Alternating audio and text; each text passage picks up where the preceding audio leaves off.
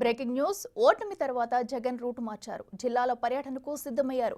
నేరుగా కార్యకర్తలతోనే సమావేశం కానున్నారు.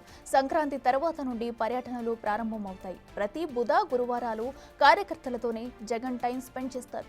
పార్టీ బలోపేతానికి వారి నుంచే సలహాలు, సూచనలు తీసుకుంటారు. ప్రతి పార్లమెంటు నియోజకవర్గంలోనూ సమీక్షలు నిర్వహిస్తారు. రోజుకు 3-4 నియోజకవర్గాల కార్యకర్తలతో భేటీ అవుతారు.